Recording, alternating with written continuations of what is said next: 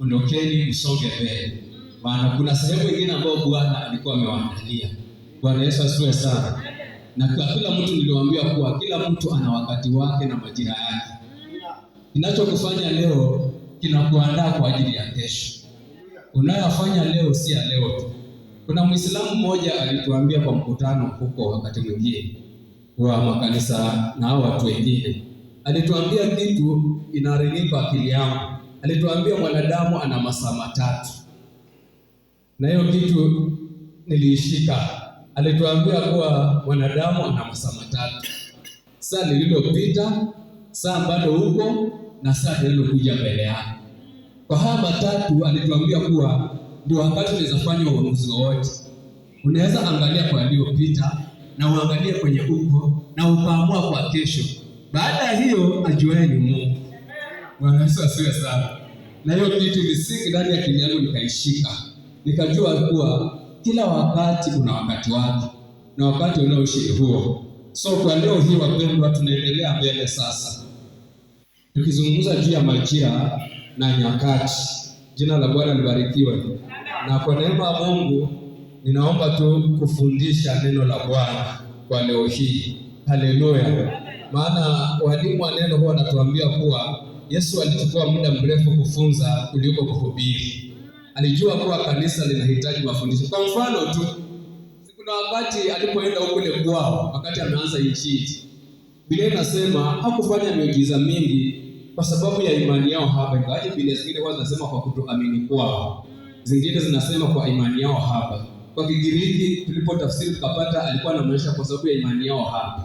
Sasa kwa sababu ya imani yao haba, akasema kwa hakuweza kufanya miujiza, lakini alienda kijiji kwa kijiji akiwafundisha waelewe kila anachokifanya. Jina la Bwana libarikiwe. Na akaondoka huko, hakufanya miujiza mingi. Miujiza alifanya kule pengine, lakini huko naye aliwafundisha, maana alijua kuwa nabii hana heshima wapi? Isipokuwa siwafundisha wataelewa kuwa yeye ni mwana wa Mungu, basi haiwezi kuwa sawa. So muda mwingi alichukua kwa kufundisha, ndio kanisa likasimama likawa vile lilivyo leo hii. Jina la Bwana libarikiwe. Adhuhuri hii leo wapendwa, nataka nifundishe juu ya jinsi ya kuyapita, ama how to navigate through, jinsi ya kupita ama kupitia katika seasons ama kwa majira uliomo. Haleluya. Nafikiria nimeileta vizuri kwa Kiswahili, jinsi ya kupita ama njia ya kupitia kwa ile uko ndani, ama kwa hayo unayopitia, ama kwa majira au kwa nyakati hizo ambazo uko kwa wakati huo. Nilieleza kuwa kila mtu ana wakati wake na kila kanisa lina nyakati zake. Yale ambayo yanayofanyika kwa wakati hapa kwenu sio yale ambayo yanafanyika kwangu kwenye natoka. Bwana Yesu asifiwe sana. Kila mtu ana viwango vyake ambao Mungu amemwandalia, na nikueleza mambo mengi. So leo hii ninaeleza juu jinsi ya kupita katika hayo ambayo unayopitia. Kabla sijaendelea, ningependa kuambia kuwa haya ambayo unayopitia ni ya muda. Weka hiki kitu ndani ya maisha yako. Amen. Majira ni ya muda. Majira hayakai pale milele, ama nyakati haziko hapo wakati wote. Na nikawaambia mfano na narudia, hauwezi vuna wakati wa kupanda. Haleluya. Na hauwezi panda wakati wa kuvuna, isipokuwa tu ikiwa kama utagharimika kwa gharama yako mwenyewe. Vile kuna jamaa mwingine niliwaambia alikuwa anaitwa Jona. Haleluya. Aliyetaka kugharimika kutoka kwa mpango wa Mungu, akagharimika kwa nauli yake mwenyewe. So wakati wa kupanda hautavuna, isipokuwa tu katafuta njia zako mwenyewe. Wakati wa kuvuna hautapanda, isipokuwa tu gharamia mwenyewe. Lakini kama Mungu ndiye amepanga na kuashiria, kila kitu Mungu amekipanga kwa wakati wake, basi kila kitu cha Mungu kina wakati na huja na kupita, na kingine pia kujitayarisha. Ndio Biblia inasema, nikawaelezea kuwa ndio sababu unaona Biblia ikisema kuwa tunatoka kwa utukufu tukipanda kwa mwingine. Leo hii natoa mfano. Hata kama leo hii umeimba vizuri, tukafurahia, tukashukuru Mungu, kwenda kesho ukajipata hautaimba vile ulivyoimba jana. Bwana asifiwe sana. Unaweza kuwa kwa kiwango kingine cha uimbaji, unaweza kuwa kwa kiwango cha chini kuliko vile ulivyokuwa siku hii ya leo. So kila kitu kina wakati na wakati wake na majira yake, na kila majira hayako hapo kwa kukumaliza, na hayapo hapo permanent. Na hata kitu unachokupitia dada yangu, kwa siku hii ya leo, na kuambia hakiko hapo permanent, hakikumalizi, hakikukuui, hakiwamalizani na wewe. Haleluya. Na wewe umefashoniwa, Mungu amekutengeneza kwa ajili ya hiyo, ya kuwa wakati utafika hao utapata na hao utapitia. Niliwaambia tu ni kujitayarisha na kujiandaa. Niliwaambia kuna mtu ambaye hukawianga katika nyakati zake. Bwana sio sana. Kuna mtu ambaye anakosanga kuelewa, anajipata kwa hayo majira amekaa muda mrefu, maana hakuelewa kuwa huu ni wakati ambapo nipo nafaa nitoke, ama huu wakati ambapo nipo ni kwa neema ya Mungu nikuwa hapa kwa wakati huu. Sasa katika kulalamika na kunung'unika na kuongea haya na yale, unajipata kuwa kitu ambacho ungetoka baada ya miezi miwili unaweza kaa miaka na miaka. Bwana sio sana. Maana majira hao nao ni wewe mwenyewe ndio utakayejitoa. Si ndivyo huwa nasema hali wewe ndio mwenyewe utatafuta njia ya kujitoa hiyo hali. Jina la Bwana libarikiwe. Lakini ukitaka hiyo hali baki hapo, basi hali hiyo utakaa nayo na utabaki hapo. Hadi siku wewe mwenyewe utaamua kwa sasa wakati umefika, hii njia ninayofuata haiko sawa na mimi. Hii huduma ninayoifanya katika kiwango ambao niko nimekaa sana. Na tena mimi huambianga wahubiri ambao tunahubiri nao kwa kanisa, usiwe tu unakaa sana kwa hiyo kiwango ambao unahubiri hiyo. Haleluya. Wakati mwingine tafuta ujue njia zingine mpya.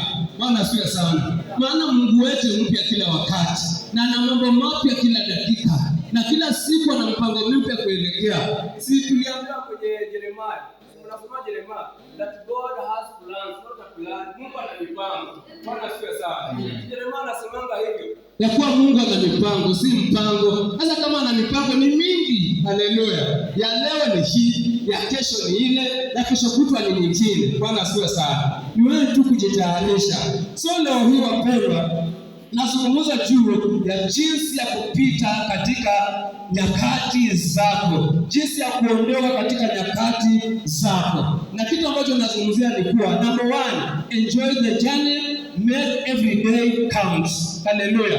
Furahia safari na kila siku ikuwe na umuhimu katika maisha yako. Je, unajua kuwa kila siku Mungu ameitengeneza ya kipekee? Haleluya. Nataka tushikane, mlishika wakati huu. Na narudia kuuliza hiyo swali. Je, mnajua kuwa kila siku Mungu ameitengeneza ya kipekee? Je, mnajua kuwa kila siku iko na mpango mpya ya Mungu? Bwana asifiwe sana. Je, unajua kuwa mtu anayeamka asubuhi kila siku si yule mtu aliyekuwa jana?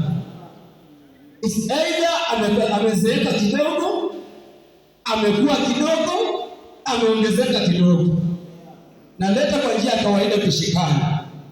Mtu ambaye alikuwa jana sio yule unamuona leo, na sio yule anayemuona kesho.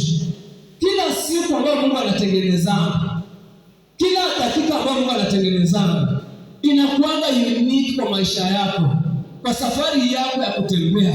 Haleluya. So unapokuwa katika hali, unapokuwa katika majira yako, labda ni ya kubarikiwa, labda ni ya mateso, labda ni ya kuhangaika, au ni ya njia yote ile ambayo unaiona, usielewa kuwa siku hii sio ile iliyokuwa jana. Utajipata kuwa penye ulikuwa jana ndio penye ulikuwa leo. Haujaongeza kiwango yoyote katika maisha yako ya kila siku. Bwana sio sana. Katika ibada yako haujataka kujua kumwabudu Mungu sana. Umebaki na vile ambavyo unaabudu Mungu. Haujataka kujua Mungu ana nini katika store yake. Si kwa wachungaji tu kutafuta kwa wachungaji peke yake.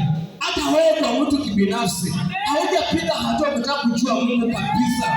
Ukataka kujua hii siku ni ya Mungu na ameitengeneza yeye mwenyewe kwa mikono yake. Hii siku ina mpango gani kunihusu? Kwa sababu Biblia inakwambianga mtu akishaokoka anakuwa kiumbe kipya. Ya kale yamepita. Mungu anajaribu kuambia nini? Anakwambianga wakati uko ndani mwake, hata sio wewe uliyekuwa jana. Ya jana umeachana nayo. Sasa wewe uko leo hii. Na ukiwa leo hii unaashiria nao kuja mbele yako, kesho iliyo mbele yako. Haleluya. Kwa sababu nimekuambia kuwa Mungu anaangalia sana safari. Wacha kwanza tuende kwa safari. Maana nimekuambia kuwa furahia safari unapotembea. Haleluya. Mungu haangalii tu mwisho. Bwana asifiwe sana. Nimekuja kugundua kuwa kwa maisha yangu that God haangalii tu mwisho, destination yetu itakuwa aje, mwisho wetu utakuwa aje. Already mwisho Mungu ashaupanga. Maana nasema kabla hujaanza tayari niko mbele yako. Si mnajua Mungu hayuko nyuma yetu.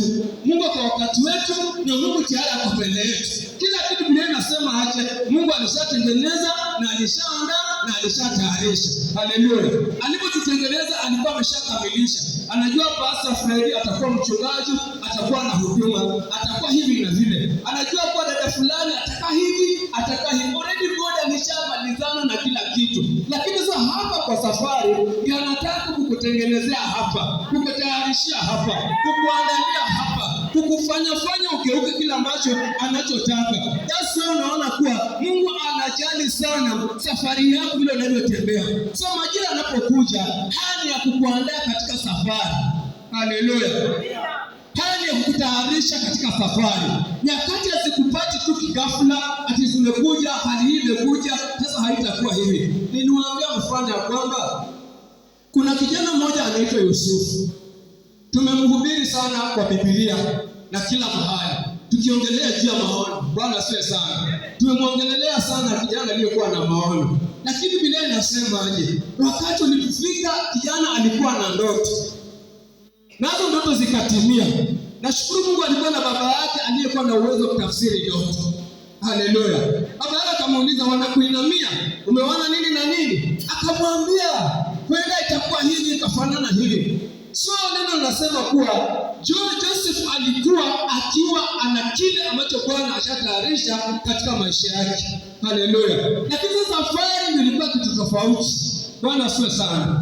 Alijua kuwa siku moja watakuja kuinamia. Siku moja atakuwa mfalme wao. Siku moja huenda atawaongoza. Lakini hakujua kuwa njia kufikia hapa itakuwa gani. Angalia